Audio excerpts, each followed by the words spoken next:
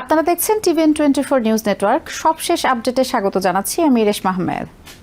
ইরানের সঙ্গে চলমান যুদ্ধে অতিরিক্ত প্রতিরক্ষা ব্যয় মেটাতে প্রায় $13 বিলিয়ন সমপরিমাণ বিশেষ যুদ্ধ বাজেট ঘোষণা করেছেন ইসরায়েলের প্রধানমন্ত্রী বেঞ্জামিন নেতানিয়াহু। এই বাজেট বিমান হামলা, সামরিক অভিযান এবং প্রতিরক্ষা ব্যবস্থাকে শক্তিশালী করতে ব্যয় করা হবে বলে জানিয়েছে ইসরায়েলি সরকার। মঙ্গলবার দেয়া এক যৌথ বিবৃতিতে নেতানিয়াহু বলেন, ইসরায়েল এমন এক নিষ্ঠুর শত্রুর বিরুদ্ধে যুদ্ধ করছে যে দেশটিকে ধ্বংস করতে চায়। তার দাবি, অপারেশন রাইজিং লায়ন অভিযানে ইরানের পারমাণবিক ও ব্যালিস্টিক সক্ষমতাকে বড় ধরনের আঘাত করা হয়েছে। নেতানিয়াহুর ভাষায়, এরপরও ইরান শিক্ষা নেয়নি এবং তারা আবারও তাদের সামরিক সক্ষমতা পুনর্গঠনের চেষ্টা করেছে। তিনি বলেন, এসব স্থাপনা গভীর ভূগর্ভে লুকিয়ে রাখা হচ্ছিল যাতে ইসরায়েলের পক্ষে সেগুলো লক্ষ্যবস্তু করা কঠিন হয়ে যায়।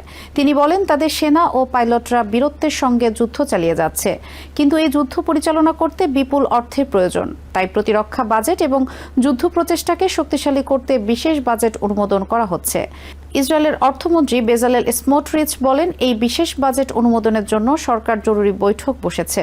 তার মতে, যুদ্ধ পরিচালনার জন্য প্রতিরক্ষা বাজেটে বড় অঙ্কের অর্থ যোগ করা প্রয়োজন। স্মোটরিচ বলেন, এটি কোনো ব্যয় নয়, এটি একটি বিনিয়োগ।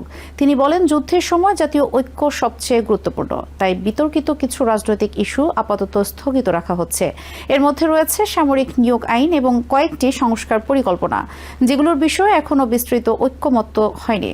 তার মতে, দ্রুত বাজেট পাশ হলে ইসরায়েল শুধু যুদ্ধ পরিচালনায় নয়, বরং নাগরিকদের বিভিন্ন খাতে সেবা বজায় রাখতে পারবে এবং মধ্যপ্রাচ্যে নতুন আঞ্চলিক বাস্তবতা তৈরি করতে পারবে। স্মোটরিচ আরও বলেন, এই যুদ্ধ শেষ হলে ইসরায়েল মধ্যপ্রাচ্যে একটি শক্তিশালী আঞ্চলিক ও বৈশ্বিক শক্তি হিসেবে আরও দৃঢ় অবস্থানে পৌঁছাবে এবং অর্থনৈতিক প্রবৃদ্ধি ও উন্নয়নের নতুন ধাপে প্রবেশ করবে। এদিকে এই ঘোষণা এসেছে এমন সময় যখন ইরানের কিছু গণমাধ্যমে বেঞ্জামিন নেতানিয়াহুর মৃত্যু বা আহত হওয়ার গুজব ছড়িয়ে পড়ে। ইরানের তাসনিম নিউজ এজেন্সি একটি প্রতিবেদনে দাবি করে যে নেতানিয়াহু হয়তো হামলার শিকার হয়েছেন। প্রতিবেদনটিতে নেতানিয়াহুর সাম্প্রতিক ভিডিও ফুটেজ প্রকাশ না হওয়া বা তার বাসভবনের নিরাপত্তা জোরদার হওয়া এবং কয়েকটি কূটনৈতিক সফর স্থগিত হওয়ার মতো বিষয় উল্লেখ করা হয়।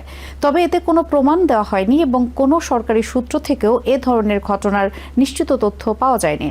এছাড়া প্রতিবেদনের সাবেক আমেরিকান গোয়েন্দা কর্মকর্তা স্কট রিটারকে উদ্ধৃত করে দাবি করা হয় যে ইরান নেতানিয়াহুর আশ্রয়স্থলে হামলা চালিয়েছে এবং তার ভাই নিহত হয়েছেন, কিন্তু এই দাবিও কোনো আনুষ্ঠানিক সূত্রে নিশ্চিত হয়নি। গুজবের এই পরিস্থিতির মধ্যেই নেতানিয়াহুর প্রকাশ্যে এসে যুদ্ধের বাজেট ঘোষণা করা পরিস্থিতিকে নতুন মাত্রা দিয়েছে। বিশ্লেষকদের মতে, চলমান ইরান ইসরায়েল যুদ্ধ এখন শুধু সামরিক সংঘাতেই সীমাবদ্ধ নয়, এর সঙ্গে তথ্যযুদ্ধ, প্রচারণা এবং মনস্তাত্ত্বিক চাপও গুরুত্বপূর্ণ ভূমিকা রাখছে। এই সংঘাত ইতিমধ্যে মধ্যপ্রাচ্য জুড়ে উত্তেজনা বাড়িয়েছে এবং জ্বালানি বাজার সহ বৈশ্বিক অর্থনীতিতেও প্রভাব ফেলতে শুরু করেছে। বিশেষজ্ঞদের মতে, যুদ্ধ দীর্ঘস্থায়ী হলে ইসরায়েলের এই অতিরিক্ত সামরিক ব্যয় আরও বাড়তে পারে এবং পুরো অঞ্চলের সংঘাতের পরিধিও বিস্তৃত হওয়ার আশঙ্কা রয়েছে। নিউ ইয়র্ক থেকে সম্প্রচারিত TVN24 টেলিভিশন বিশ্বজুড়ে বাঙালির কণ্ঠস্বর।